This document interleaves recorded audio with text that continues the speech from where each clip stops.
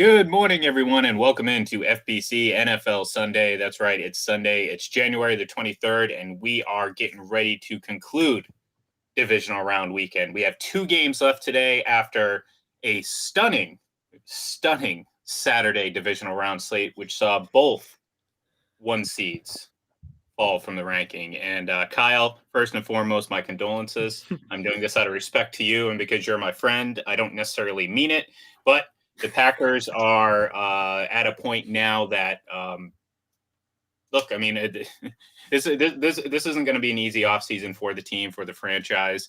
A lot of big decisions coming up, and it was if this was the end of the Aaron Rodgers era in Green Bay, it was a very disappointing end because I did pick the 49ers to win this game, but I also picked them to win, with a combined score of over 50 some odd points because I thought it was going to end up turning out to be that way.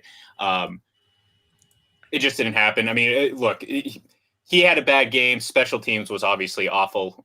We didn't get a chance to talk too much about that yesterday, but obviously that played a huge role in all of this. The defense was great, but it was a very unspectacular potential end. So I'll give you the floor here, Kyle, because obviously you obviously follow this team a lot closer than all of us. But what are your thoughts on that loss and how big of a how bad of a loss? Where would you put this among some of the worst losses in Packers playoff history with Rodgers?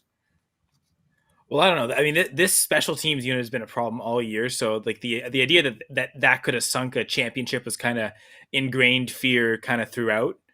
So, I mean, if it doesn't seem like this team is going to win a Super Bowl this year, no matter what. I mean, if they couldn't beat the 49ers, were they going to really be able to beat the Rams or the Bucs or the AFC's best team? So, if you look at it in that sense, it's probably not as bad as the last 2 years' losses where they could have reasonably won the Super Bowl. Certainly last year, right? Like how close they were to beating the Bucs. Like I still say it, like if David Bakhtiari's in that game, it's tough to say one player makes a difference, but his impact on the game might have they might have scored a touchdown instead of a field goal when they needed to, not even just the last possession, but any times throughout the game. So like that year, the 2014 loss, the Seahawks, that one's probably the worst for me still, just because it was literally right there for them. And again, NFC championship losses, they don't lose in the Super Bowl very often. So yeah, I think maybe I'm just I'm just so optimistic or pessimistic that like to me it's maybe top 5 for worst losses of the Aaron Rodgers era. So I don't know. Take that for what you will. Yeah, I mean, look, I mean, this is it's tough because we wondered going into the game whether or not, or I brought it up yesterday, whether or not maybe the pressure kind of got to him, and look, I mean, sometimes having a bye week can kind of work in your disadvantage. And I thought this Packers team, I was actually shocked because they went down and I was like, okay, we talked about it to start yesterday's show or during our conversation about the game that we need to see this Packers team start quickly. And it doesn't necessarily mean a quick score, but like to score on that opening drive. And they did. And I'm sitting here thinking like, oh my God. I mean, this is, they said it in the broadcast, like they only scored on their opening drive. They only scored opening drive touchdowns, 3 times this season? Which, and I think one of them was that Lions game that again didn't really matter at the end of the season, but yeah, right. And so yeah. But so like even the second drive, Ian, even the second drive looked good. So I don't even want to say it was the bye week because they looked ready to go offensively and certainly defensively. And then it was the Mercedes Lewis fumble.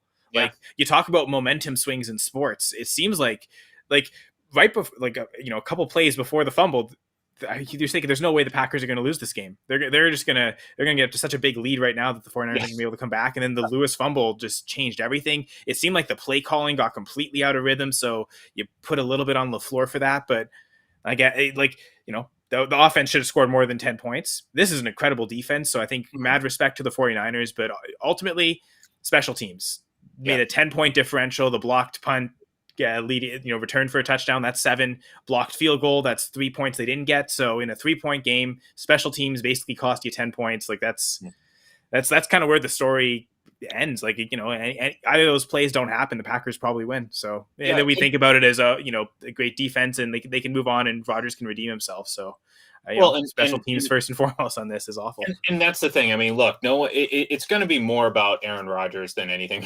Trust me. I mean, I hope, Kyle, that you haven't been on Twitter the last 12 hours, but he's going to obviously take the bulk of this blame, and I think a lot of factors go into that. Obviously, his outside of football views have turned a lot of people sour against him, so that's obviously going to make things worse. But the reality of it is, like you said, Kyle, I mean, this was on so many levels a total team failure. I mean, the only area of that Packers team that played well last night was the defense, and it's unfortunate. Special teams was a good, timely plays weren't good. I don't know why.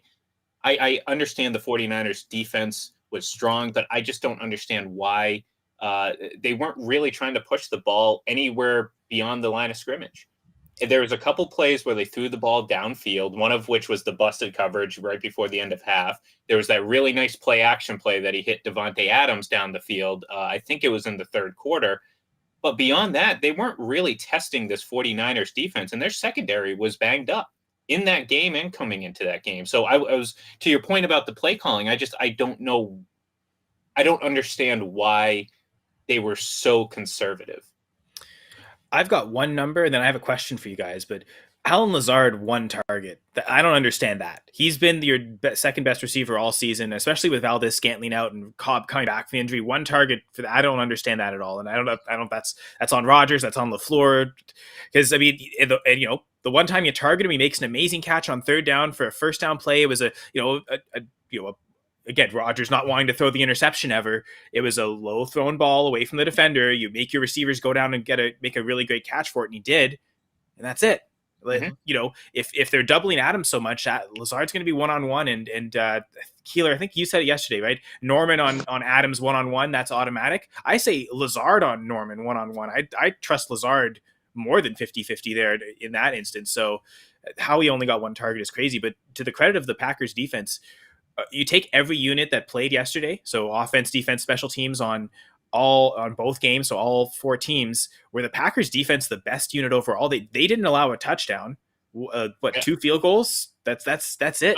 I think look, Rashawn Gary was all over the place. I mean, like how many quarterback hits or pressures did he have in that game yesterday? I mean, he was great, and like the only thing that you can compare him to was maybe Deebo Samuel. That was the only other unit that actually performed great from start to finish. And he was fantastic all the way. Bengals special teams. They got all the field goals like that.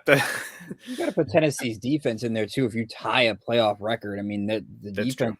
Burrow made the throw, but people are talking about Joe Burrow yesterday. Oh, how Joe Cool and all this stuff. He didn't really. I mean, he didn't throw a pick. Good for him, but he didn't really win the game. The sacks are concerning with him because yes, there's some offensive line issues in Cincinnati. There's no doubt about that. But these are issues that we see, and this is something we saw pop up with Rodgers yesterday in this game as well. Something he's always kind of struggled with, or whether it's by choice, like kind of like Kyle said, whether it's fear of throwing interceptions or whatever, he takes a lot of sacks, and there was a lot of big ones by both quarter. I mean, it was like a sack off last night. Like who could take the worst sack on third down and take your team out of it? It was Jimmy Garoppolo and Aaron Rodgers one up in each other. No David Bakhtiari. It made the big difference. Yeah. Oh yeah. It made a huge difference. And I don't know if maybe that made them timid to start, because like, again, maybe you're like, okay, let's make sure that we don't, try to get too cute and put pressure on the offensive line. And I don't know. I felt like they got way too comfortable way too early, and then they just couldn't produce offense because they weren't. I mean, again, how many? It was like, to your point, Kyle. It was all Devontae Adams and Aaron Jones. That was it. And it was essentially the same play to Aaron Jones every time. It was just that the little run out to the flat, and assuming the 49ers didn't cover that flat, he was going to complete the pass. But you're picking up like what 3-4 yards every time. It just wasn't good enough. So. So I guess that'll bring up the question, and obviously it's going to be a topic of conversation because it was last offseason, and of course it's going to be this offseason. I put this tweet up last night, and I'm sure there's more votes now because I took this picture a while back. So, but I'm sure the percentages are roughly roughly in the same ballpark. But the big question, and I'll ask all of you, and I'll start with Kyle first. Actually, no, I want to hear Kyle's opinion last, actually, on this one. I'll start with Braden, and we'll work our way up. Where is Aaron Rodgers going to be next year? Is he going to be playing for the Packers? Is he going to be playing for another team? Or is he going to be retired? So, Braden, you're up first. Yeah, I went with retired personally. I think this has kind of been, I think, everything he's put out there in the public. I think he's just more ready to kind of move on with something else. Obviously, whether that's a Jeopardy host or something else. I just don't know if he wants to be in the limelight maybe quite as much. I know, his comments are kind of contradicting at times with that, but I just think there's part of him that thinks maybe he wants to go away and just kind of be hidden from everything for a while. So I think retired more than anything. And I think that just kind of the looks on his face last night and even some of the comments, it just felt different personally than maybe what we've heard from him in the past after a playoff loss. I still think playing for another team, because I don't think Aaron Rodgers, I know he is, to Braden's point, and I think he's absolutely valid in that he would want to get away. You don't want your career to end like that last night. I think he wants to go somewhere and try to change that. I mean, you got to keep an eye on the Broncos now. They've been interviewing practically every Packers coach out there. If they hire one of them and Denver can somehow get Davante Adams to come over or something like that, make something happen, they've got the draft capital. We'll see. That's just all too fishy. They haven't figured it out. We haven't really heard a lot about their head coaching search outside of like a couple of interviews, but nothing really serious yet. So I think that's a factor. And look, to Aaron Rodgers, like I said yesterday, there's no harm being Peyton Manning. Like how many Peyton Manning losses did we have where the Mike Vanderjagt missed a field goal, or the defense can't stop Billy Volek and Michael Turner in 2007, I think it was. You could be a great regular season quarterback. So you can rip Aaron Rodgers all you want. He's still a great talent. He's just Peyton Manning, not Tom Brady, not Joe Montana. I mean, I think that's what we're just people have to come to grips with. You can rip him and still think he's a great all-time quarterback. To like your credit, Ricky, like I don't think he wants this to be his last game. I think his like the I think we all admit he's got a pretty big ego. He's an NFL quarterback though, so that kind of comes with the territory. Most of them do. I have a hard time thinking, like, especially coming off what I expect is an MVP season. I don't think like he's still playing his prime. If he's not the best, he's second or third best quarterback in the NFL. I think he's going to play. So I don't know, the way they restructured the contract last year, it's kind of made it more 50-50 to me. I guess I'd probably be pessimistic and lean that he's probably going to play for another team, but yeah, I'm maybe closer than most thinking he might return.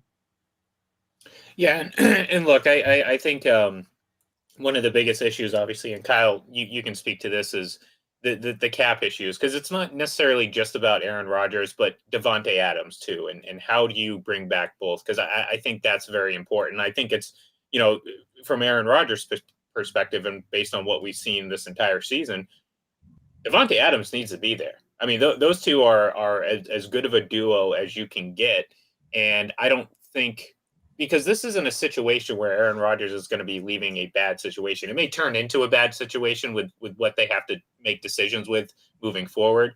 But this has been, the last few years especially, been a great situation for him. So finding something that's either comparable or better is going to be tough. And Denver might be that. I mean, maybe Denver is that. They've always been that team, obviously. They always have a good defense. They always have good playmakers, but they're always lacking quarterback. And perhaps going there would be great, but Los Angeles Chargers, Kansas City Chiefs, that's a tall order for anyone, let alone someone who, and again, I'm not knocking him for this, but a relatively comfortable position in the NFC North relative to the AFC West. So, the decision whether or not to leave is going to be tough, because I don't necessarily see too many better options than what he has had over the last 3 years.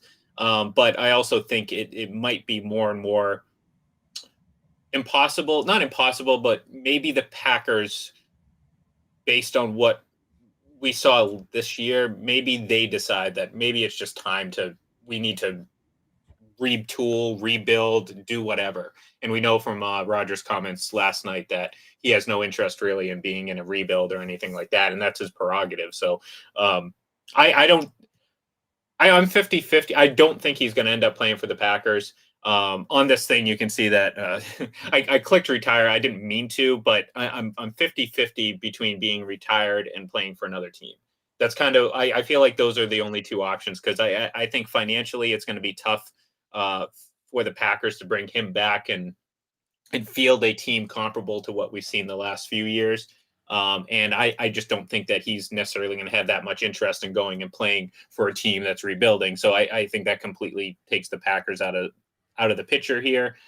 So, we'll just have to see what happens over the next few weeks. Maybe he softens a little bit after this loss and says, you know what, let's go find another situation and see if we can close it out the right way. And I think that might ultimately end up being what's going to happen. So I think sorry, Ian, but just in terms of waiting for information, we still don't know what the NFL salary cap is going to be next year. I think we've got some estimations, but I think we're expecting a much higher than the 182.5 last year. Yeah. It should go up because of all, obviously they had a freeze on it for a couple of years for COVID and whatnot. So yeah, so I think I don't know. I would expect that you'd maybe bump up by 10 million. Is that enough to help them? But anyway, I guess as a Packers fan and also as a manager on Reality Sports Online, where the salary cap and that is dependent on the NFL salary cap. So kind of hoping that the cap goes up significantly, because a lot of games were well attended. So you figured they're gonna make most of their revenue back that they would have projected to have lost, even though I think they still profited when there was no fans. But that's the NFL. But anyway, so that's my rant for now. I could keep ranting on the Packers if you'd like. No. Well, I mean, fortunately or unfortunately, we do have to actually move on because we do have the other two games today, and that's what we want to talk about here. Look, the last few years, you cannot escape. When you talk about Aaron Rodgers, Tom Brady's usually not too far behind, and vice versa. There's just this often. Just this link between the two, deserved or not. I mean, I think there's two sides to all this. I think there's, I'm with Ricky where it's like, I like, you can appreciate what Aaron Rodgers is as a quarterback and what he's done in his career and consider that great without uttering the name of Tom Brady. And I think, and I say this with really all due respect, even though it doesn't sound like it ever when I say it, and I really do mean it, that it's not a conversation and it shouldn't be. Like, they're both great in their own right. Tom Brady, I mean, again, I believe with every ounce of everything in me that he's the greatest quarterback to ever play this game. So of course, every quarterback is not going to be as good as him, including Aaron Rodgers, including Peyton Manning, including Joe Montana. But to Ricky's point, if you're Peyton Manning, that's pretty darn good. If you're Aaron Rodgers, that's pretty darn good. And despite his, quote unquote failures or shortcomings or whatever, he's still carved out one of the greatest postseason careers or entirety careers. I mean, is what I meant to say, of all time. So, but anyways, that leads me very nicely into the first game of the day, because of course, on top of everything that we saw last night, we have yet another situation where Tom Brady and the now Buccaneers are set up to stay at home until the Super Bowl, if they make it. And last year, obviously, they were on the road until the Super Bowl when they made it, and actually happened to be played in Tampa. So for the Buccaneers, this is a great opportunity against a really, really good Rams team. Obviously, the two times they faced each other since Brady's been in Tampa Bay, the Rams have come out victorious in both. This season, Tom threw for, I think it was like 432 yards, had a pair of touchdowns, but lost the game 36-27, I believe. I'm trying to read the sheet. It's right there in front of me. There we go. Yep. 34-24. Sorry, close. But anyways, it's, this looks like a very tough game for the Buccaneers on paper. And my initial impression is they deserve to be favored, and I think they should be, and I think they will win, because I think ultimately they will play their game. And at the end of the day, I think Matt Stafford, like I said yesterday, is going to end up throwing an interception or two that's going to ultimately sink this Rams team. But from an X's and O's standpoint, Tom's had a pretty nice couple of games against the Rams these last couple of years. I'm sorry, despite losing. I think he's going to continue that. I think this offense has found a nice rhythm over the last few weeks, something they didn't really have there from, I don't know what you want to say, week 13 to like week 14 or 15, those 3 or 4 weeks there in like late November, early December, where, it just seemed out of sync. They seem to be in a far more into rhythm nowadays, even with some of the backups, and now they're getting Leonard Fournette back, so I think that's going to be pretty big for them. I'll start with you, Kyle. Initial impressions on this game, advantages, disadvantages, or just anything in general that pops into your mind. Well, what I've been doing is kind of using my goal line guide to kind of guide myself through these playoffs and doing the goal line grades for both teams and combining them, rushing, passing for both offenses. It was the closest margin out of all 4 games. So, and I don't think it was that hot take to say this was probably the closest game, the one where maybe the upset was the most closely predicted. I think I guess the Chiefs Bills had probably the lowest spread in terms of the favored being lowest, but my initial impressions were, this could really go either way for me. Now, again, I was wrong about both the last game, so I guess anything can go either way. But I think it's, strength on strength. The Bucs passing offense versus the Rams passing defense. I think that's where it is. That's where both teams dominate the most. Arguably could be considered the best. The Bucs could be considered the best passing offense in the league, and you can maybe consider the Rams passing defense the best in terms of the combination of having the great secondary, the shutdown corner in Ramsey, but also the great pass rush as well. And all that combined, really tough for opposing offenses to score, especially in the red zone.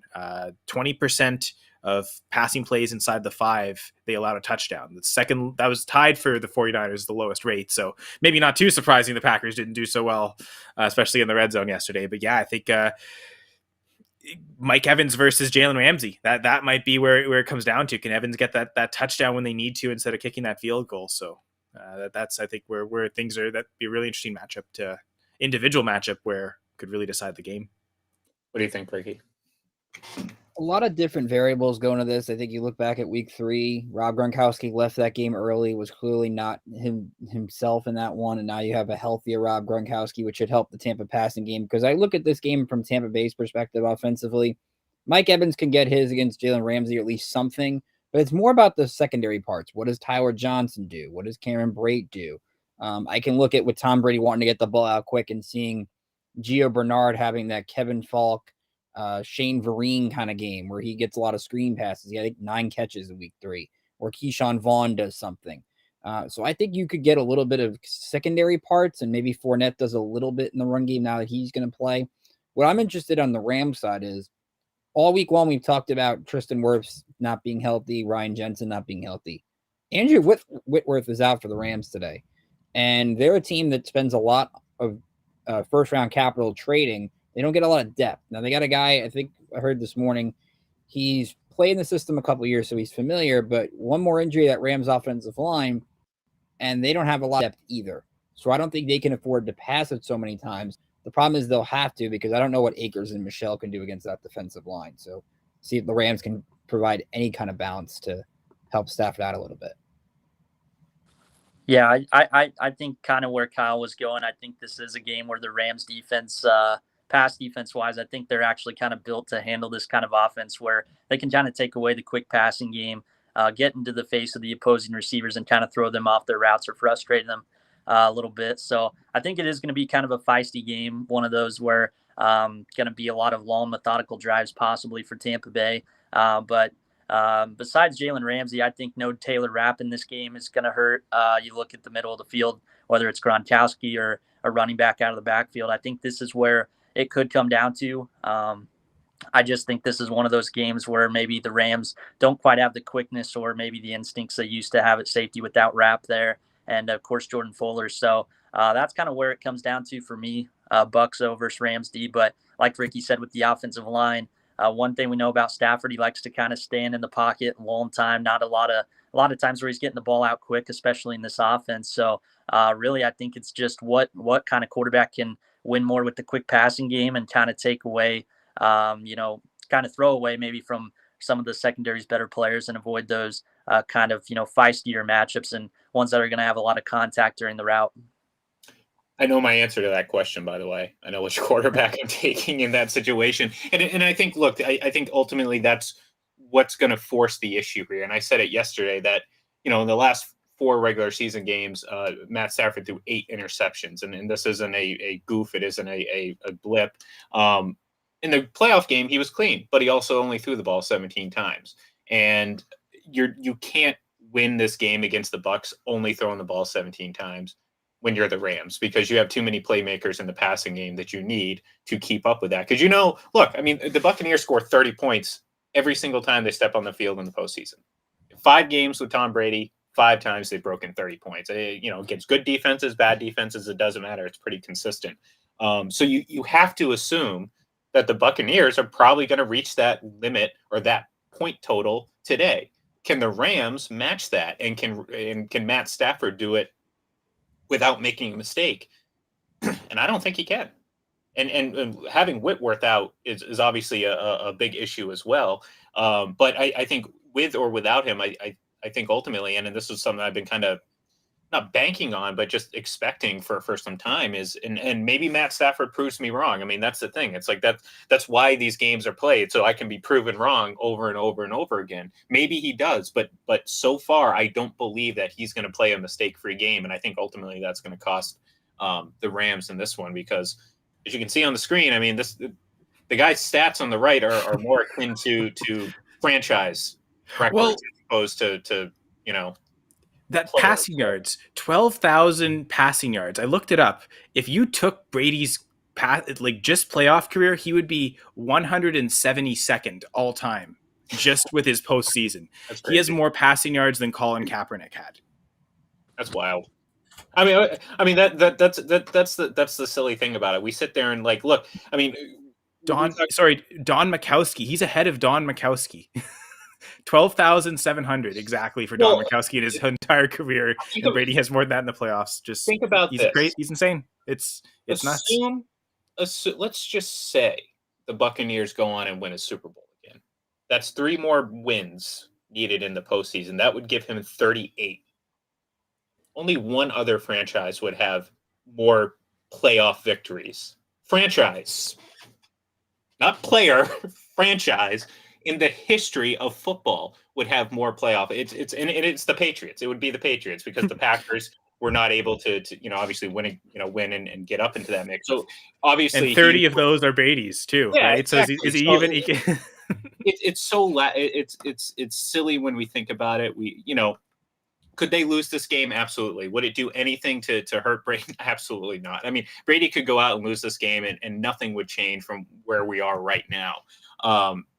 But the reality of it is they have a perfectly set up path to repeat as Super Bowl champions. Is today going to be tough? Absolutely. But they're playing at home. I think we can all consider them. I mean, they're both 2 great teams. And I know the Rams beat the Bucs earlier in the season, but I think the Bucs are a better team. And I think they are starting to get a little bit healthier as opposed to what we saw for much of the last third of the season. I know we just did this with the Packers. I didn't, but how do the 49ers go in and beat the 49ers are not going to beat Tom Brady in the Buccaneers if they have to go to Tampa Bay to play the NFC Championship game. So if Tampa wins today, I'm saying, right, chalk them up for the Super Bowl again, and then we'll see what happens when whoever they face in that game. But then you're talking about potentially him having twice as many Super Bowl wins as the next player, and only 2 players have 4. So we're getting into this comical level. Although, and I will admit, and maybe Ricky can back me up on this one, this is the first time that I've ever had, and it's just a smidgen, it's just a smudge, just a tiny iota of doubt about him returning next year. And I'll put it this way. If they win the Super Bowl again, I will not, like last year, I thought there was negative 25% chance that he was going to retire once they won. People who were saying, oh, maybe what? No, not a chance. Never in the last 5, 6, 7 years have I ever felt there was anything less than 100% chance that he returns. I mean, I'm at like 99.5 right now, but it's a bit of you kind of just wake up and you realize it as someone who's watched him play his entire career, that maybe there are only 3 more games left for Tom Brady. Maybe there are only 2 more games. I mean, who knows? So maybe there's only 1 game left. Maybe there's only 1. I mean, look, I really don't think I think next year is going to be the last year. I mean, I think if anything, from what we've heard and the rumors that are out there, I think if anything, that makes me feel even stronger that next year is going to be it. That's going to be it. That's going to be 45. That's the number that he's been talking about for years. But like I said, for the first time in my entire life, there is that small percentage chance that I feel like if he does win, and I think it all depends on if they win. If they don't win the Super Bowl, I really do think there's less of a chance he retires. But if they win, maybe he likes the feeling of symmetry, and you start your career winning 3 out of 4 Super Bowls, including back-to-backs, and then maybe you end your career doing the same exact thing. So we'll see. So Ricky, you getting the same feeling? Are you kind of with me here on this one, or are you leaning any way in particular?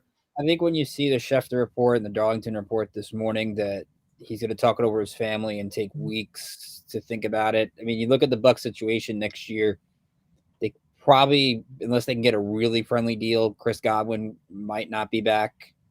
That they can't keep that defense together because they spent a lot of cap money to keep it together this year. Will Gronk play another year? I think we'll have to find that out as well. So there's a lot of different things involved. But I think for Brady, if he gets there, it's something like I'm more convinced Tom Brady was likely to retire than Aaron Rodgers is, because what else does Tom Brady really have to do anymore? Like, even if let's say he got to the Super Bowl and he lost. Let's say that for the last 5 years, though. Well, there is one, right? There's one thing he never got, and I mean, it's the perfect season, right? Does he want to chase that one more year? Like, go at age 45, I would say a three-peat, if they win this year, would be more something to come back for than a perfect season. I think he's kind of at this point realized like you're probably not in an 18-game schedule. Are you going to go 21-0? Yeah, or 20-0? Probably not. So fair enough. And he's been on the other side, right? Like, do you do the regular season perfect, going to the Super Bowl and lose? You'd rather not do that, right? You'd rather just win the Super Bowl. So fair enough. But also it would be the first three-peat in Super Bowl era. The Packers did it.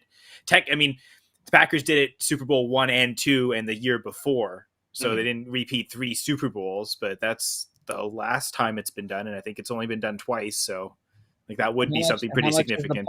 How much is the pull from Giselle and his family? Like, that's it. I want to spend time with my family while I can. I think that could be it too. So we think maybe the result doesn't even matter and says, you know what? I got to be with my family right now. Yeah, we think of him as this like psycho competitor, and all he cares about is football. That's all he thinks about. But yeah, there's definitely the family human side of it too. Well, not really. Well, we really don't know. I mean, that's the thing. We people, when you follow, that's it for him. It's football and family, and sometimes football seems to take a bit of a priority over the other. So I think they're all valid reasons. And like I said, I mean, this is the only time that I've ever actually felt there's a slim possibility that he would walk away. And I do think it's a very heavily contingent on winning a Super Bowl again. I think maybe then you sit there and say, okay, that's enough. And but I think this is all setting up for what is most likely to happen. And I think next year is going to be that. It's just going to be that. It's going to be his last hurrah. It's going to be his last regular season. Whether or not he announces it before the season or not, I'm not quite sure.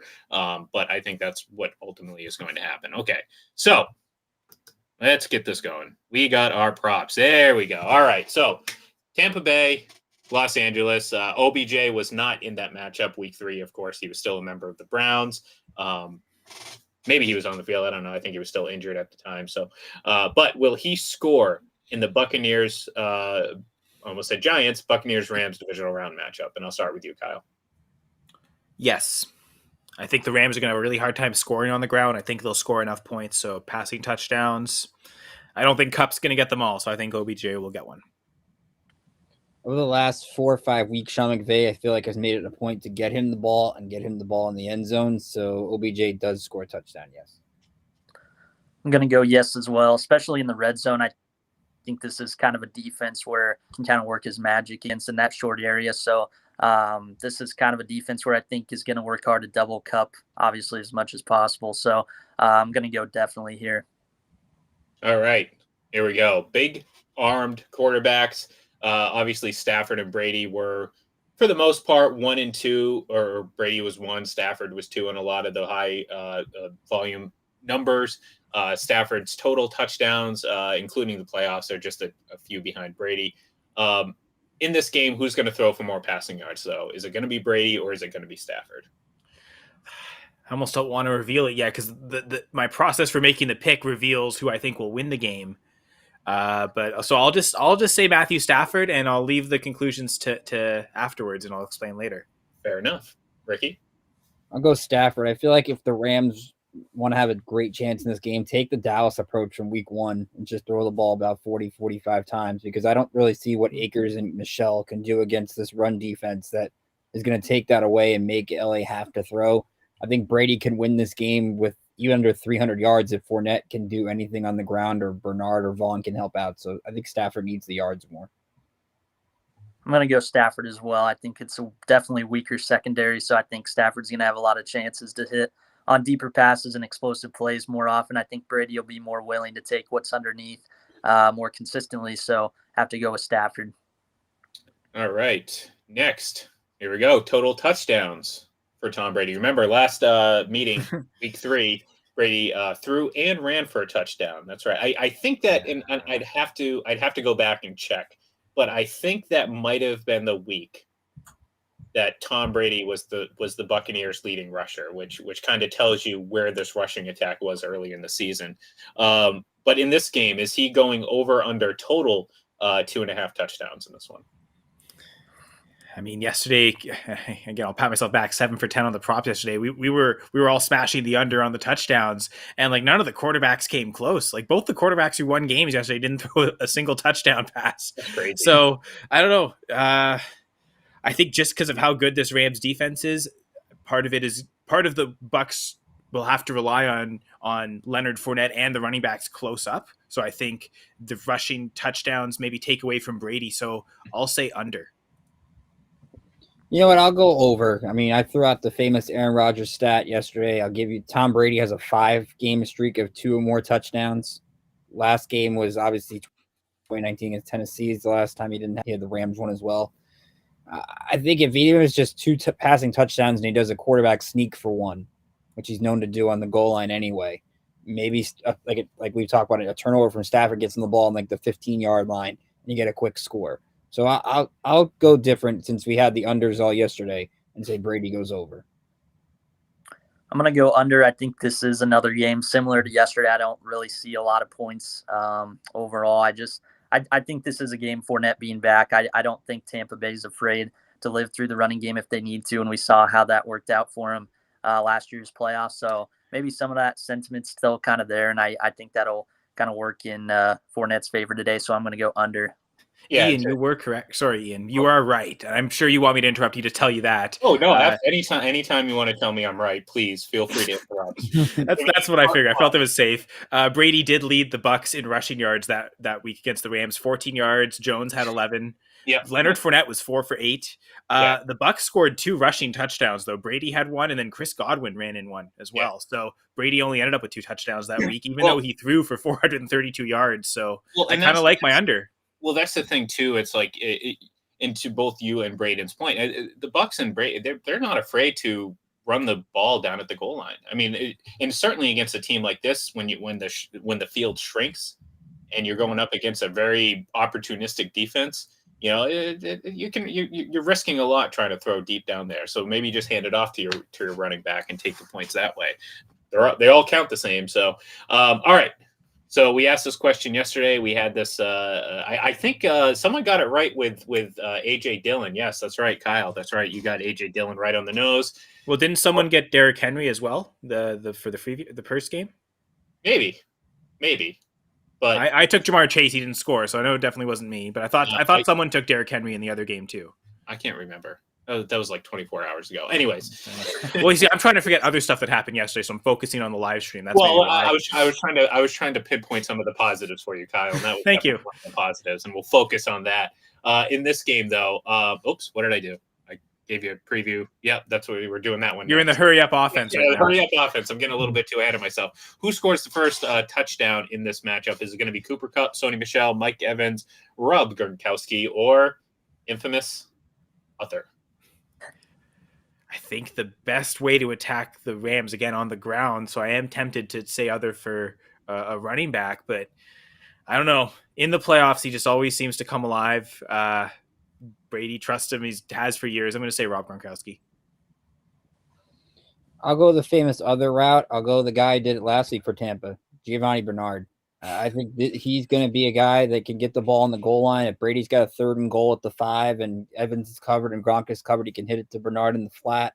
Or if Leonard Fournette's hamstring's acting up and needs a less workload, Bernard comes in and can get the job done. Did it in week 3 as well. So I'll say he gets the first touchdown today. I'm going to go with Cooper Kupp. I think this is one of those games where he's going to get kind of some quicker passes early on in the routes. And I think this is kind of one of those secondaries where they can kind of make it a point to get him the ball, I think, often early and do it in kind of ways that for stats, it seems like cheap touchdowns, but in the end, it gets the job done in the playoffs. So I'm going to go with Cooper Kupp. All right. So you already saw the question. Let's get an answer now. Kupp versus Evans, 2 best receivers on the team. We talked about OBJ earlier. Cooper Kupp is that guy, Triple Crown winner there in the NFL there from the wide receiver position. Who's going to have more receiving yards in this matchup? Is it going to be Kupp or is it going to be Mike Evans for the Buccaneers? It's funny. Yesterday, I was talking about AJ Brown, Chase. Like, okay, I think I said Chase will get more catches, but Brown will get more yards. They both actually ended up with 5 catches. So and they both were actually pretty close on yardage too. I think Brown edged him out, but this is one where I think Kupp's going to get him on both. Again, he's going to get it. He's just going to sheer volume his way to more yards. They didn't really need him last week, and to be fair, his worst game of the regular season was against the Cardinals. So that was kind of one team that they. One time he got a good game against them, but another time they were able to shut him out. So the third time they kind of figured things out. For the Bucs, I mean, they like every other team in the NFL this year really couldn't stop him last time. Do they figure out the second time around? I'm not convinced. So I think this is a game where they're going to need Kupp, and I expect him to lead this whole game in catches certainly and probably yards. So I'll take him here, Cooper Kupp. I'm going to go Kupp. He didn't actually lead in yards in week 3, which is weird, I guess, when you throw a 75-yard touchdown to Deshaun Jackson that help you lead in yards. But what I saw last week with the Bucs, I think they'll do it again this week. I don't think Evans is going to get that involved until later in the game because I think Brady's going to want to get John some confidence. He's going to want to get Howard or Brait or some of these other guys confidence, so the Rams have to defend them and then open up Evans and Gronk a little bit more. So because Brady has to establish rapport with other guys to start off with, I think Kupp will get the edge over Evans. Going to go Kupp as well. I think when you look at Mike Evans and where he does his most damage, it's usually kind of in the red zone or, inside about the 35, 40-yard line of the opponent. So when he does his damage, it's not always in terms of yards. So I think just in terms of this question, I got to go with the guy that I think will maybe get a little bit more yards after the catch, and that's Cooper Kupp. I got to say, Evans did get more yards than Kupp last time. So we're all picking against a bit of recent history, but I'll still stick with the pick. It was close. It was 106 to 96. Well, here's the thing. Now we get to actually pick who wins this game because we've gone through our props. We've gone through our discussions. We've gone through all that stuff. Now we got to know who picks, and I will do Kyle, Ricky, and Braden, just like we were before, because that was pretty much where we're at. So, Kyle, who are you taking in this game? Are Tom Brady and the Buccaneers going back to the NFC Championship game? Could it be? So I hinted at it earlier, right? Like with picking the quarterback and who's going to get more yards and picking quarterbacks for fantasy, especially in matchups that are going head to head. The one trick is, like, fantasy wise, take the team you think is going to lose, quarterback wise, the passing options, right? The other team likely going to be winning, so the losing team going to be passing more and more volume. So me taking Stafford is kind of me indicating I think the Rams are going to lose and the Bucs are going to win. I have it really close though. Bucs 26, Rams 24. I'm gonna go 27-23 Bucs. It's more just you got to believe in Tom Brady to win this game. I mean, yeah, the Rams have a pass rush, but what does Brady do better than anybody else? Get the ball out quicker, get the screens, get the short passes. He's the perfect kind of candidate to have that kind of offense. And you just got to think Stafford, if he's going to be asked to do more, is going to make that mistake. And that might be the decider in this game. We've seen close ones throughout. I think it stays the same. And you get, I want a camera at Bill Belichick at Nike's house if it's a Tom Brady, Jimmy Garoppolo NFC Championship game. Because I don't know what he would do with that. I'm actually going to go with the Rams, and I didn't really feel that way to kind of start the week, but I talked myself into it. I think this is just a defense that kind of, not necessarily to Brady. I just think all the weapons around them and kind of the lack of kind of power there. I just don't think they score as much points than we're used to seeing. I think this is a defense that's going to kind of frustrate those secondary guys a little bit. I just think this is one of those games that, even though they kind of performed good last week against the Eagles, this is a Bucs run defense that I don't think's performed quite as well as what kind of people just throw around week after week. So ended the season on a little bit of a low note. So I don't know if the run offense of the Rams will be quite as grounded, but it'll be a tight game the whole way. I got Rams 28, Bucs 23. Surprise, I'm taking the Buccaneers. I very few times in my entire life have I ever bet against or picked against Tom Brady, and it's worked out pretty well for me so far. In this case, though, this isn't a situation where I'm picking with my heart. I'm picking with my head here, because I look at it and I say, all right, this Bucs team, they're not perfect, neither are the Rams, but as good as this Rams defense is, number one defenses against Tom Brady don't mean squat to me. I mean, how many times have we seen it? Oh, well, the Bills are the number one defense. Oh, the Jags are coming into Foxborough, the number one defense. Oh, the Seattle Seahawks, are they the best defense since the 2000 Ravens? Doesn't matter. I mean, offense rules this game, so a great offense is always going to overpower a great defense, in my opinion. And I think in this situation, you're going to see that. To your point, Kyle, and you guys saying, Matt Stafford's going to throw a lot. Yeah, I think he is going to throw a lot, and I think that's going to lead to some turnovers. So I got the Bucs winning this game 31-21, because 31 is that magic number for them, and that seems to be the one that they always tend to get to. So, all right, we got one more game to talk about, and it may very well be the best game on the slate, because you have two teams that, I mean, it look like to be a very clear powerhouses of the AFC, although, I mean, maybe the Bengals have a little something to say about that here very soon. But you have the Bills, you have the Chiefs. The Chiefs obviously have been back-to-back Super Bowls, looking to go to 3 in a row, looking to go back to the AFC Championship game. This might be one of their toughest divisional round matchups I can think of, because when you think about some of their games that they've had, the Texans a couple years ago. I mean, that still, I still wake up in the middle of the night cursing Bill O'Brien, because I'm sitting here thinking, why in God's green earth are you kicking or going for a fake in your own territory up by, what was it, like 19 at the time? Still no blame for the refs on that phantom holding call, though. On that one Watson run, that for that first down, they were forced to kick a field goal instead of instead of being up 20-28, it was. You don't get those calls when you're as idiotic of a coach as Bill O'Brien was in that game. I'm sorry, I put far more on those decisions. So you look at it, you look at what could, like last year, the Browns. I mean, I think the Browns were a pretty good team, but it's the Browns. I mean, look at where they are now. This, I think, is not on the same level as Chiefs Patriots, but I think it's as close as you're going to get to a marquee, potentially looking at it as this is the real AFC Championship game matchup in the divisional round. And I maybe Kansas City struggles a little bit. Maybe Buffalo is just on this trajectory to get their ass whipped by Tom Brady in the Super Bowl. I don't know, but who knows? So let's try to figure that out right now. Kyle, we'll start the same way. Actually, no, stop, Kyle. I was going to say, do we want to hear from Braden first, right? Yeah, we want to hear from Braden first, because I do want to say one thing though. They beat the Colts team they beat in the 2018 divisional round is probably pretty good. That I think is clearly the next best matchup they've had. Yeah.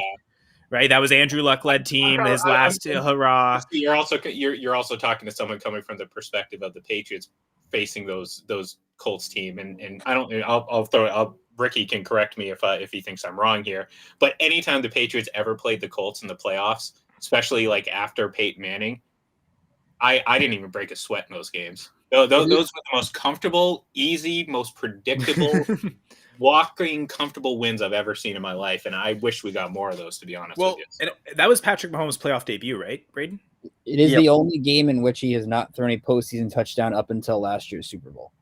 Yeah. They won 31-13, so they won pretty comfortably, to be fair. Yeah. But I do want to hear Braden's thoughts on this game. Yeah, so we'll throw it to Braden. Give us your initial impressions of this game. Obviously, maybe from a Chiefs perspective, what do you think is the biggest concern against this Bills team? Yeah, I guess starting with the biggest concern, I think it's got to be the Bills defense, and I think it's just where they're kind of stronger at is kind of being powerful in their defensive line. I think they can match strength for strength, kind of the more nasty, powerful play we've seen from the Chiefs offensive line that's been reclamated this year. And then I think you look at the secondary, there's just so many things I think they disguise well. I don't know if there's maybe a better safety tandem right now than Jordan Poyer and Micah Hyde. They're just, I think, so smart. I think they kind of pick up on the little tendencies so well pre-snap. So I think kind of where they're stronger there, and really for a team that's not really invested highly in cornerback, they've gotten a lot of guys, kind of out of nowhere that have just played their style really well and kind of just being quick with their feet, I think taking away some of those explosive plays and keeping plays in front of them. So I think that's maybe where the biggest concern lies for me is this Bills defense, where their strengths are at, can kind of match what the Chiefs want to do and what they do well. So it is kind of weird, I think, looking at the Bills offense and everything kind of as the week has gone on. I think that there might actually be more pressure on Josh Allen in this game. Just because I think repeating what he did earlier in this year, week 5, he didn't really have to throw a lot of times, but hit on so many explosive plays down the field and was kind of able to fool the Chiefs defense with his eyes and feet. So I think that's kind of just my first impressions, is there might actually be more pressure on Josh Allen in this game from a quarterback perspective. What do you think, Kyle? Well, first off, as soon as he said Micah Hyde, I just kind of faded away and just thought of why didn't the Packers keep Micah Hyde, even just for special teams play, because he was great at that. So I've just dove into the numbers, the goal line guide, looking at the stats from inside the 5, what these teams have done so far, and I also included last week's playoff result for the Bills as well. So looking at that, rushing wise, they're both been pretty close this year, both been really effective. 46% for the Chiefs and 48% for the Bills of runs inside the 5 have gone for touchdowns. So both have been pretty efficient at that. The edge, though, I think goes to the Chiefs actually significantly because of the defense. The Chiefs have only allowed 33% of, again, goal line carries, rushes from inside the 5 to end in touchdowns. That's one of the best rates in the league. So if the Chiefs can hang their hat on defense anywhere, it's their short yardage run defense. That's been fantastic. The Bills have allowed a touchdown in 55% of those rushing situations. So kind of edge to the Chiefs ground game, I think, if they can get in close. And again, maybe you still give the edge to the Bills health-wise because Devin Singletary has been healthy and he's been really dominant and come up of late. So I guess a lot hinges on Clyde Edwards-Hilaire's health there. Darrell Williams' health too, because he didn't seem all that healthy. They were quick to move away from after he fumbled. Jerick McKinnon looked good though, so maybe he's the key of the answer there, and it doesn't matter that those other guys are unhealthy. You look passing-wise though, there's an edge for the Chiefs certainly. Now maybe that's the Bills have scored a lot more longer touchdowns. They don't have to score many touchdowns from inside the 5, but Chiefs have scored 59% of times passing the ball inside the 5 compared to only 44% for the Bills.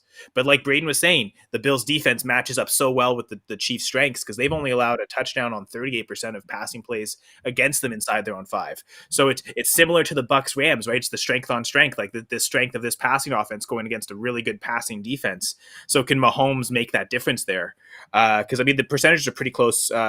Bills wise, they've scored on 44% of their passes inside the 5. The Chiefs have allowed a touchdown on 42% of those passes. So that one's closer. But yeah, edge to the Chiefs on the ground, but through the air, it's interesting. I think it's going to come down to, can Mahomes beat that secondary? Because even without Tre'Davious White, that defense has come together. That was something that happened in the season. Is that going to sink them? Is that going to be the difference of them not getting to the Super Bowl? But I think kudos to the Bills secondary for. I saw someone tweet out, actually, I think it was this morning, that the Bills secondary with Tre'Davious White had like the best QBR allowed in the league. Without Tre'Davious White, it fell all the way to number 3. So regardless of whether or not they have Tre'Davious White, this is a great secondary. It's a great defense, and it has been for the last couple of years. Truthfully, like the Chiefs aren't the type of offense that you want to necessarily use White. Like you want White to just shut down when someone's got a clear alpha. Like if they were playing the Bucs, for instance, like have him on Mike Evans and just shadow him. But you don't necessarily want him matched up one-on-one against Hill because he could burn him with the speed. Like that's maybe one where you want to blanket cover him more anyway. So the lack of White may not hurt them in terms of the way they approach this game anyway. It might have been a similar defensive approach. I don't know. Not necessarily too keen on how the Bills would approach that defensively. But yeah, I guess I've taken up time, Ricky, so you can go ahead.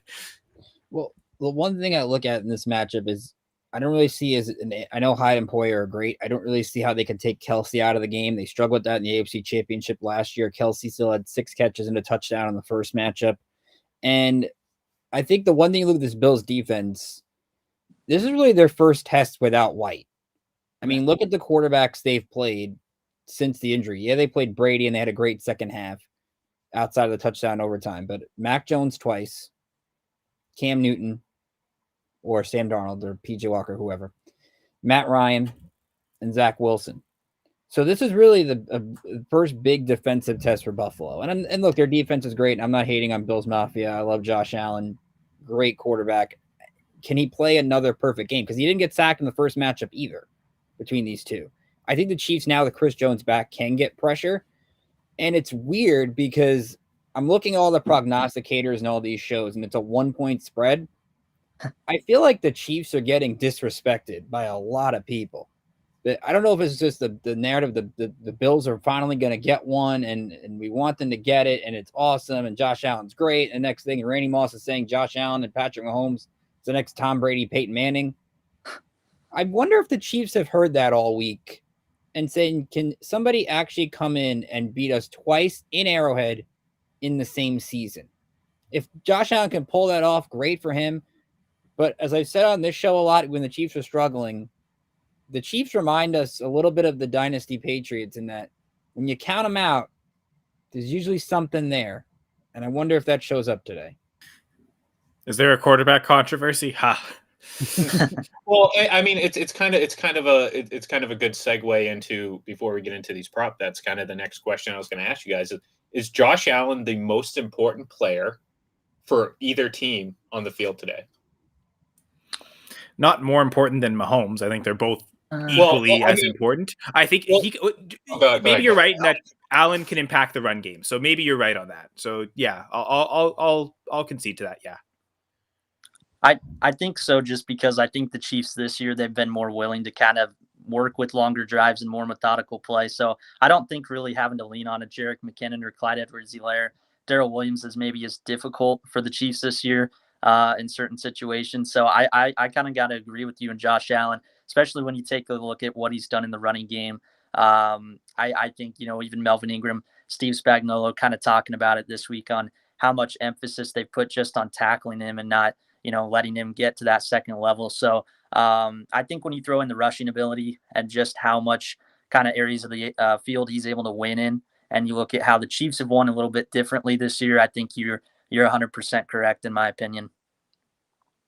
It's Josh Allen to me, because I think he's more likely to have to hit the big play. And one of the things you saw last week is he can hit the big play, and Bill Belichick even admitted to that as such.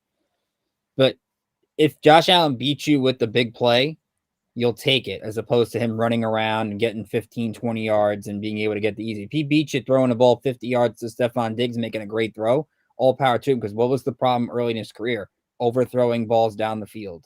You kind of want to get him to try to somewhat do that. And Mahomes could still lead the team in rushing anyway. He did it the first time, and you wouldn't be shocked if he tried to do it again, knowing, hey, it's the playoffs. Let me run a little bit more now. I don't have to worry necessarily about preserving myself the rest of the way. So I think more in terms of having to get the ball down the field, Allen is a little bit more critical to Mahomes, a little critical to this game than Mahomes, I should say. Yeah, those stats, Ian. Sorry. What's that? But just looking at these stats, like in terms that you've got on screen, that like I think it's just like the big gap between 2 and 3 on both lists, right? Like how Mahomes and Allen are, Mahomes second in touchdown passes through 5 seasons, Allen second in rushing touchdowns through 4 seasons, and then like kind of like a big gap between them and those next guys. But yeah, just an interesting fact. I don't know why I interrupted you. I'm sorry. No. That's why I put these graphics up, to distract from looking at our faces and hopefully bring some good information to the table. And that leads us right into our prop bet. So talking about the two quarterbacks, I mean, this could potentially be a pretty high scoring matchup. It could be a low scoring matchup. It could be anything. We could get like Rams Chiefs from 2018 all over again. That'd be kind of fun to cap off the day. But total touchdowns for both Allen and Mahomes. That's passing. That's rushing. That's I'm assuming if they have a punt return, if that just happens to be the situation that comes up, they're behind there catching punts. How many total touchdowns? Or actually, I'm sorry. Is the over under the number set at 7.5? Is it going to be over or under that number? I'll start with Kyle. That's really tough. 7.5. Can they combine for 8 touchdowns? They are capable. That could happen. I think I'm going to take the under, though. I don't know. Maybe even taking the under is the hot take there. That is a high number, and we've seen defenses kind of dominate more than we've expected these playoffs. I don't know if that continues a little. So yeah, I'll take the under. You're going to take the under. There's just too many variables. There's the Devin Singletary here. There's the Jerick McKinnon here. There's the random touchdown to an offensive lineman here that can really mess up. Travis Kelce throwing it to the O lineman too there, Mickey. Yeah. There's that. There's a shuffle pass somewhere. I don't know. Both will have great games, but I don't think they're going to get to 8. It's slightly under. Man, I really want to go the over, but I think the number is just slightly too high for me. I think you got two teams that are getting a lot of production right now, more than I think they expected from the running game. So especially from the running back perspective, this is two pretty deep running back groups, more than I think people realize. So I'll go under, but I do think it's close. All right, we already did that. There we go. Well, Josh Allen run for a touchdown. Kind of playing off our last prop there. Is he going to rush one in for the Bills? Yeah, again, that Chiefs goal line defense number does loom large there. 33% of goal line rushes, they've allowed a touchdown. That's pretty low relative to the rest of the league, but that's Josh Allen isn't most quarterbacks, right? Like he's kind of a difference maker that you can't really account for. Again, maybe I'll take the hot take and say no. You and our good buddy Joel are right lock and step, because he says no as well. Sorry. Joel also takes the over on the touchdowns though. So yes. which is funny that he thinks he's taking the over and that Josh won't rush one in. So does that mean like he has that much faith in Josh Allen's arm, or is he just the Chiefs are going to score 10 touchdowns? It doesn't matter. We're both Patriots fans and we're still demoralized after last week. So that might be playing a little bit into it as well. But go ahead, Ricky. I'm going to say no. I mean, you look at Josh Allen's. I'm looking at rushing logs real quick, and he did have a rushing touchdown in the first matchup, but he had 2 against the Falcons, but before that he hadn't had one since the Tampa Bay game. So he doesn't really go that long a stretch in between rushing touchdowns. So you can maybe see a Devin Singletary steal one at the goal line, or a rare Zach Moss sighting. I don't know. That could happen. So I'll say no. I think it's Matt Breida even. Who knows? He might get on the field before Zach Moss. I don't know. Well, I'll look that up. I'll talk to our producers in the back and try to get an answer for you on that one. I'm going to go with no. I think this is I know it could be just like a 1-yard touchdown or anything, but this is kind of a matchup where I think when the Chiefs really try to emphasize stopping the running part of the quarterback, whether it's, Lamar Jackson or other guys, they've actually handled it better than I've kind of expected in the past. So I think they're going to really make an emphasis to have Allen beat him with his arm more often than not. So I got to go with not happening. All right. I'm still not learning. Anyways, 2 very explosive receivers on both teams. Stephon Diggs, obviously, for the Bills. Tyreek Hill for the Chiefs. Who's going to end up with more receiving yards in this one? Is it going to be Diggs or is it going to be Hill? It seems that like Hill, I don't know. Is he dealing with an injury? I guess there was the COVID bout too. Is he fully recovered? But it just doesn't seem like he's been 100% for the last stretch of the season. So I don't know if that continues. They didn't really use Stephon Diggs last week, though, the Bills, to be fair, but they also kind of didn't need to. Everything else was working. I don't think it'll be as easy for them against the Chiefs. And I'm also stalling because I want to see what they did in their first game. Yeah, Diggs just edged out Hill. Neither got 70 yards. So maybe a disappointing game for both of them. I don't know, just because of the way Hill's been playing lately, I think I'll say Stephon Diggs. I'll go Tyreek Hill, mainly because I think Josh Allen has done a better job of distributing the ball to Gabriel Davis, Cole Beasley, Dawson Knox has emerged. I think he's done a better job of not leaning on Diggs as opposed to earlier in his career. Not that Mahomes will lean on Hill because we've seen Hardman get better. We've seen Pringle have better games lately. But I think if Buffalo pays extra attention to Kelsey with the safeties, I think Hill could get more chances for a big player too. So I'll take Hill. Yeah, this is a tough one. I think Tyreek Hill just because I think the depth of Buffalo, a little more. I know Pringle's had some good games and Hardman's arguably had his best career stretch right now. But I think there's sometimes a point where you just got to continue to feed your best players. And I think Mahomes will kind of want to do that early and do it with Tyreek Hill. So I think it'll be close, but I'll go Tyreek Hill. Here we go. The quarterbacks, front and center. You could argue the two best quarterbacks in the AFC. I don't think you're going to get much pushback from too many people. Like I said, maybe Joe Burrow has something to say about that next week, but I think very comfortably we can sit here and say these are the two guys right now that are running this conference. So it's great that we get to see them yet again in the playoffs. So who's going to have more passing yards? I think we might all be leaning towards the same person, but maybe we come to a different conclusion. What do you think, Kyle? Well, I'm kind of also trying to keep all these picks in line because I want to get all of them right. Saying Allen's not going to get the rushing touchdown, I am almost surprised we all agreed on that. I thought that would be kind of a hot take, but kind of saying that is, relying on his arm more, right? Like he won't. I think we're kind of getting the sense he won't be able to rely on his legs as much. Like the Chiefs may put an emphasis on that of containing him in the pocket, right? It's not necessarily having to go out and get the sacks, but don't let him escape and beat you that way. So I think that'll hold true, and Josh Allen's going to have to keep close in this game with his arm. So that was my explanation to not give away the later answer. So I'm going to say Josh Allen. I'm going to go with Mahomes. When you take out the two Patriot games, Josh Allen doesn't have many 300-yard passing games. Looking at, he's got the Washington one against the Chiefs, one against the Jets, and then the one against Tampa Bay where they had to rally from 3 touchdowns down. I think you can almost pencil in Mahomes for 300 yards. Keep in mind, his last 5 games, including last week, 15 touchdowns, 2 interceptions. I think he's on a different planet right now, and I think compared to him, I think he's going to get the more passing yards because I think Buffalo can run it with Singletary. I think KC, with their committee of backs, Mahomes has to throw a little bit more. Yeah, I'll go Mahomes as well. I don't really have a lot of good reasoning to add to what you guys already said. I just think this is kind of one of those stats that I think, what opportunities are there for yards after the catch? Maybe Kansas City's guys kind of, squeak by a little more often. So I really don't feel good either way, but I'll go Patrick Mahomes here.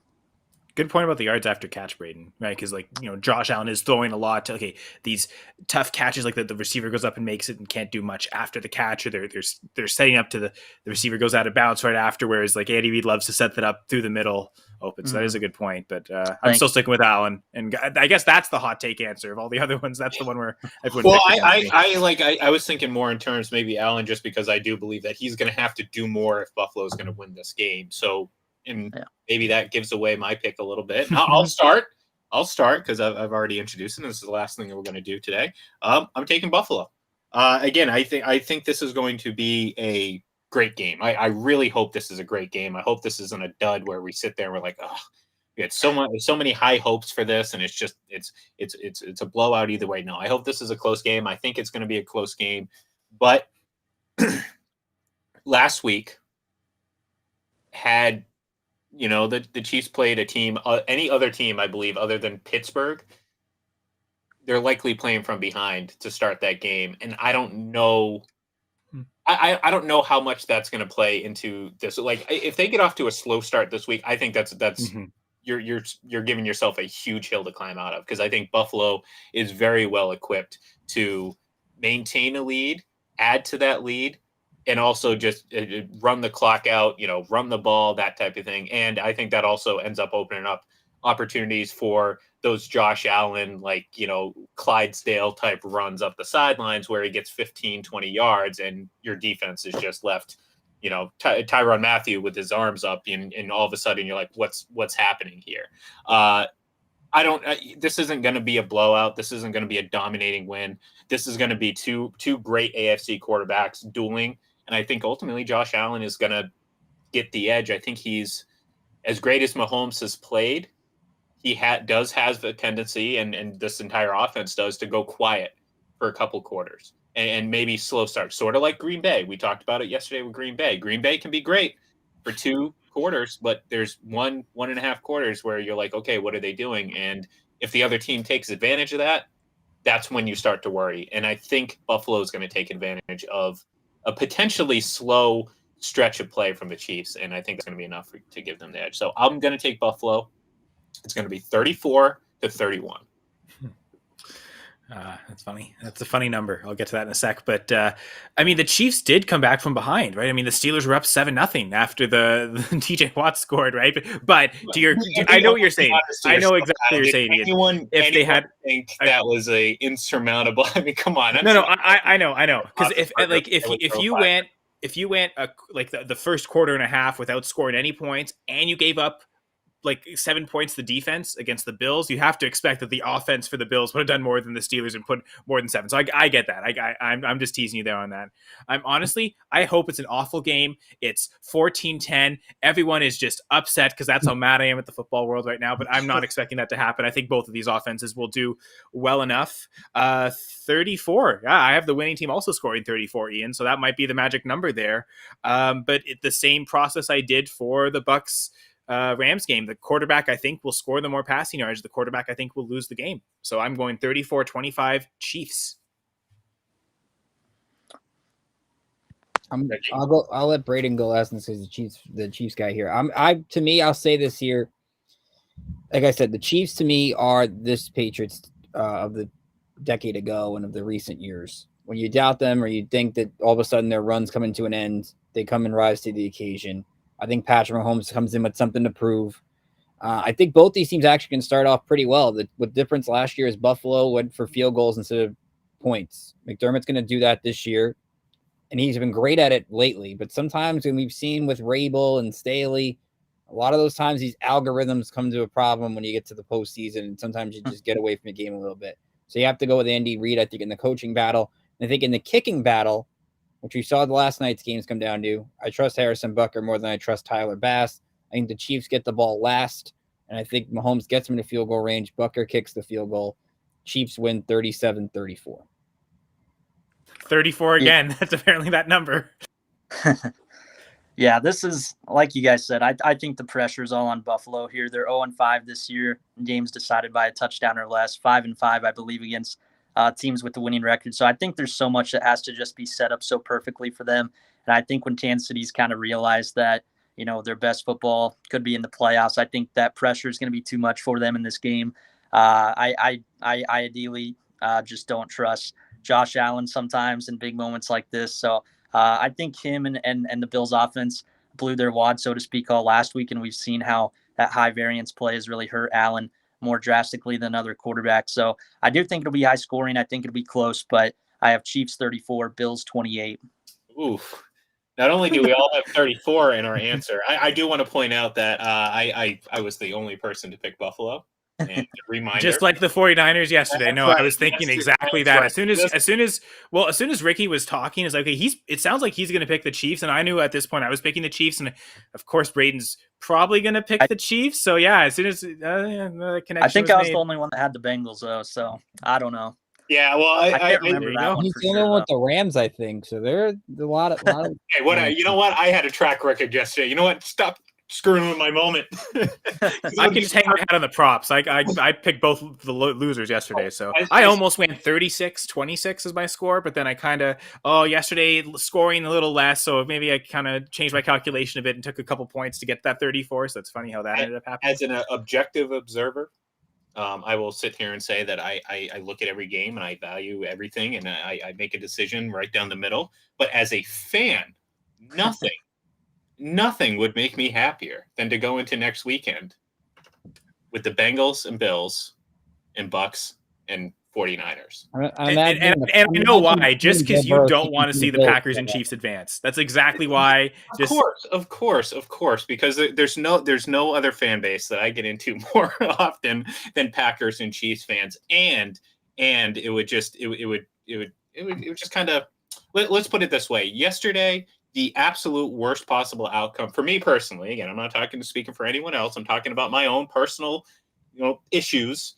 The worst possible outcome for me would be to see the Chiefs and the Packers in the Super Bowl, because it would just be 2 weeks of absolute. And look, based on our job, we can't hide.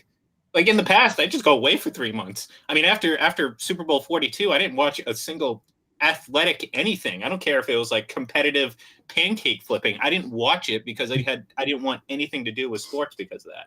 I can't do that anymore. You got to kind of have to face the music. But I mean, the Bruins were doing well at that time. I mean, that was like, when Savard was there. No, not 07. 07 was bad. That was a bad year. That was right before they were getting there. They were getting there. Okay. They weren't quite there yet. It was true. I guess those playoff runs were like 2009, 2010, 11.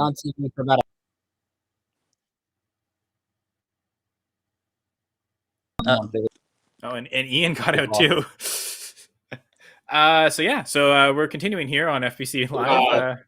Ian's back. Okay, back. I'll stop. Yeah, we're back. Maybe it was on me. I don't know. We kind of all lost a lot of stuff here. I don't know what this blank screen is. It's just like the Packers lost. Yeah, it's just like the Packers lost. That's right. All right, folks. We're going to say goodbye. Thank you, everyone, for tuning in with us. After today, we only got 3 games left in this season. I don't count the Pro Bowl because that's not real football. So tune in next week. We're going to be previewing conference championship weekend. Obviously, we know the 49ers. We know the Bengals are going to be there. In a few hours, we're going to know who they're going to play. So thank you, everyone, for tuning in. Follow us on Twitter @FullPressNFL, and we will talk